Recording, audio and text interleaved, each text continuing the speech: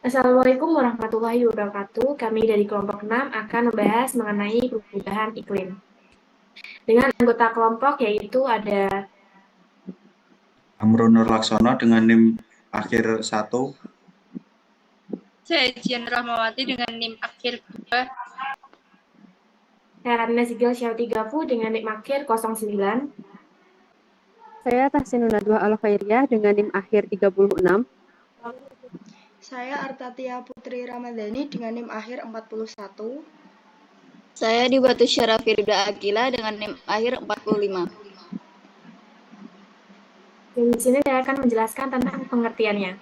Iklim merupakan rata-rata cuaca yang juga menjadi penanda keadaan atmosfer dalam suatu kurun waktu tertentu. Iklim juga didefinisikan sebagai ukuran variabilitas, kuantitas, serta rata-rata yang relevan dari sebuah variabel tertentu, yaitu curah hujan, temperatur, atau angin pada suatu periode tertentu, yang umumnya merentang dari bulan hingga tahunan atau bahkan hingga jutaan tahun. Iklim sendiri berubah secara terus-menerus karena adanya interaksi antara suatu komponen dan faktor faktor eksternal, misalnya pada erupsi vulkanik, variasi sinar matahari, serta faktor-faktor yang disebabkan oleh kegiatan manusia seperti pada perubahan penggunaan lahan serta penggunaan bahan bakar fosil. Kemudian yang kedua ada penyebabnya. Yang pertama, efek rumah kaca. Gas rumah kaca sebagai penyebab perubahan iklim pertama yang berasal dari gas-gas rumah kaca. Beberapa gas di atmosfer bumi sendiri turut berperan dalam hal ini. Misalnya pada kaca di rumah yang merangkap panas matahari kemudian menghentikannya agar tidak bocor kembali ke angkasa. Yang kedua, peningkatan emisi. Penyebab perubahan iklim yang kedua berasal dari peningkatan emisi yang diakibatkan oleh ulah manusia, misalnya pada pembakaran minyak, batu bara, dan gas yang akan menghasilkan dinitrogen oksida dan karbon dioksida. Hal ini juga disebabkan oleh deforestasi atau penebangan hutan. Yang ketiga ada pemanasan global. Perubahan iklim lainnya berasal dari aktivitas pemanasan global. Pembangkit listrik dan instalasi industri lainnya ialah penghasil CO2 utama. Suhu rata-rata global saat ini sendiri adalah 0,85 Celcius lebih tinggi jika dibandingkan dengan akhir abad ke-19. Untuk penyebab yang keempat adalah perubahan orbit bumi. Penyebab terjadinya perubahan iklim selanjutnya berasal dari orbit bumi yang mengalami perubahan. Dalam 800.000 tahun terakhir, terdapat siklus alami dalam iklim bumi di antara zaman es serta periode interglasial yang lebih hangat. Usia zaman es terakhir di 2000 tahun yang lalu. Suhu global kemudian naik rata-rata sekitar 3 derajat Celcius sampai 8 derajat Celcius dalam kurun waktu 10.000 tahun terakhir. Lalu setelah itu dampak dari perubahan iklim yaitu yang pertama kepunahan ekosistem. Kemungkinan terjadinya kepunahan ekosistem yaitu pada spesies hewan dan tumbuhan adalah 20-30%. Hal ini terjadi jika bertambah CO2 di atmosfer serta kenaikan suhu rata-rata global sebanyak 1,5 sampai 2,5 derajat Celcius. Yang kemudian akan terus meningkat keasaman laut. Hal ini kemudian akan berdampak negatif terhadap para organisme-organisme laut seperti misalnya pada terumbu karang hingga berbagai spesies yang hidupnya bergantung terhadap organisme tersebut.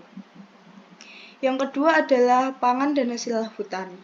Diperkirakan produktivitas pertanian yang berada di daerah tropis akan mengalami penurunan jika terjadi kenaikan suhu rata-rata global di antara 1 sampai 2 derajat Celcius, hingga kemudian meningkatkan risiko bencana kelaparan.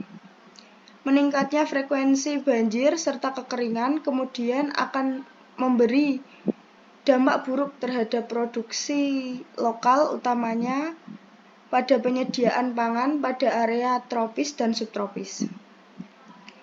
Jika perubahan iklim kemudian terjadi, maka hasil panen akan turut menurun, baik dari segi kuantitas maupun kualitas. Dampak yang ketiga adalah pesisir dan dataran rendah. Daerah pantai akan kian rentan terhadap naiknya permukaan laut dan erosi pantai. Kerusakan pesisir ini sendiri kemudian akan diperparah oleh berbagai tekanan manusia di daerah pesisir. Diperkirakan pada tahun 2080 nanti, sekitar jutaan orang akan terkena banjir setiap tahun diakibatkan oleh naiknya permukaan air laut. Resiko terbesar yang akan dihadapi adalah padatnya penduduk area di dataran rendah dengan tingkat adaptasi yang rendah.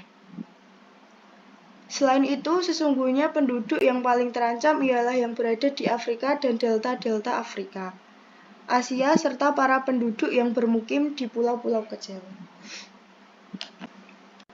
Dampak yang keempat itu ada sumber dan manajemen air tawar.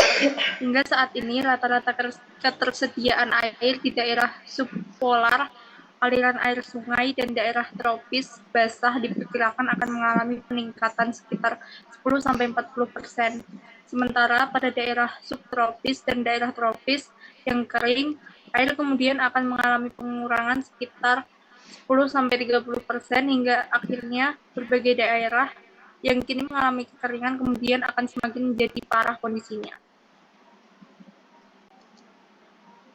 Yang kelima, itu ada industri, permukiman, dan masyarakat. Industri, permukiman, serta masyarakat yang kian rentan umumnya berada di daerah bantaran sungai dan pesisir, serta mereka yang tingkat perekonomiannya terkait erat dengan keberadaan sumber daya yang sensitif terhadap iklim. Juga ia yang tinggal di daerah-daerah yang sering dilanda berbagai bencana ekstrim, di mana urbanisasi biasanya kemudian berlangsung dengan sangat cepat. Komunitas dengan ekonomi ke bawah sendiri sangat rentan karena kapasitas adaptasi yang mereka miliki terbatas, dan kehidupannya yang sangat tergantung pada sumber daya, di mana sumber daya ini keberadaannya sangat mudah terpengaruh oleh iklim dan persediaannya makanan juga air. Terus yang keenam itu ada kesehatan. Penduduk yang kapasitas beradaptasinya rendah akan kian rentan terhadap berbagai penyakit yang melanda. Umumnya adalah gizi buruk, diare, dan berubahnya pola distribusi pada penyakit-penyakit yang ditularkan dari berbagai hewan, khususnya serangga. Yang selanjutnya upaya menanggulangi. Yang pertama dalam sektor energi. Pada sektor energi yang bisa dilakukan adalah mengurangi subsidi bahan bakar fosil, pajak karbon yang digunakan untuk bahan bakar fosil, serta menggalakkan kebiasaan menggunakan energi terbarukan. Tak lupa penetapan harga listrik energi terbarukan juga subsidi bagi para produsen. Yang kedua, dalam sektor transportasi.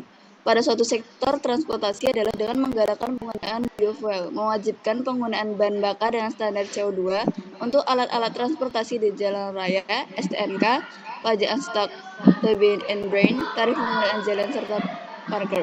Tak lupa juga merancang suatu kebutuhan transportasi dengan sebelumnya melalui regulasi penggunaan lahan dan perencanaan infrastruktur yang baik. Terakhir adalah berupaya lebih memilih menggunakan transportasi tak bermotor serta menggunakan fasilitas angkutan umum. Yang ketiga dalam sektor gedung, menerapkan standar dan label terhadap berbagai peralatan, regulasi gedung, dan sertifikasi termasuk diantaranya dalam percontohan pemerintahan pada pengadaan insentif yang diberikan kepada perusahaan di bidang energi. Apalagi sekitar 70% penggunaan energi berasal dari konstruksi dan bangunan yang menyumbang 39% dari emisi karbon dioksida. Selain itu, dalam kurun waktu 15 tahun mendatang, infrastruktur perkotaan ini akan dibangun seiring dengan semakin cepatnya proses migrasi dari desa ke kota atau sebaliknya. Upaya menanggulangi perubahan iklim yang keempat yaitu sektor industri. Dalam sektor industri memberlakukan standar pada subsidi, pajak untuk kredit, juga perjanjian sukarela. Pada sektor pertanian, sebaiknya diberikan insentif finansial serta regulasi-regulasi yang akan memudahkan dalam memperbaiki manajemen lahan, irigasi yang efisien, penggunaan pupuk, serta mempertahankan kandungan karbon di dalam tanah. Yang kelima yaitu sektor kehutanan. Insentif finansial dalam hal internasional juga nasional memiliki berbagai tujuan, di antaranya mempertahankan lahan hutan, manajemen hutan, memperluas area kehutanan, hingga mengurangi deforestasi atau penebangan liar yang kerap terjadi. Regulasi pemanfaatan lahan serta penegakan regulasi tersebut. Melindungi dan memulihkan hutan tropis, tanam triliunan pohon untuk meningkatkan ketahanan pangan, menyelamatkan keanekaragaman hayati, membantu mengurangi karbon dioksida, membuka mata pencaharian, serta menolong ekonomi pedesaan. Upaya yang keenam yaitu dalam sektor pertanian dan makanan. Menurut Emissions Gap Report 2018 dari UN Environment, sistem pangan dari produksi hingga konsumsi berpotensi mengurangi hingga 6% gigaton karbon dioksida. Pangan menduduki urutan kedua setelah sektor energi. Manusia membutuhkan transformasi pangan global dalam 12 tahun ke depan, di mana limbah makanan dikurangi, serta menjalankan diet dan pola hidup sehat melalui penurunan asupan protein hewani. Menurut Badan PBB ini, UNEP menambahkan, penduduk dunia juga perlu memberi insentif pada pertanian agar lebih tanggap terhadap iklim dan berkelanjutan, serta mengakhiri situasi pangan yang tidak adil saat ini, di mana lebih dari 820 juta orang kekurangan gizi. Yang selanjutnya adalah kesimpulan, perubahan iklim mengacu pada perubahan jangka panjang dalam pola curah rata-rata di bumi. Intensitas dan frekuensi fenomena cuaca ekstrim seperti banjir, kekeringan, dan badai meningkat sebagai dampak perubahan iklim. Penyebab utama perubahan iklim adalah peningkatan emisi gas rumah kaca oleh aktivitas manusia, seperti pembakaran bahan bakar fosil dan deforestasi. Dampaknya termasuk kenaikan suhu global, pemanasan laut, pencairan es, dan gletser. Kenaikan permukaan ini, air laut, dan ancaman terhadap keanekaragaman hayati berubah. Iklim merupakan masalah global serius yang membutuhkan tindakan kolaboratif untuk mengurangi emisi gas rumah kaca dan beralih ke sumber energi terbarukan. Sekian pembahasan dari kelompok 6. Maaf apabila ada kesalahan dalam bentuk berkata. Terima kasih. Wassalamualaikum warahmatullahi wabarakatuh.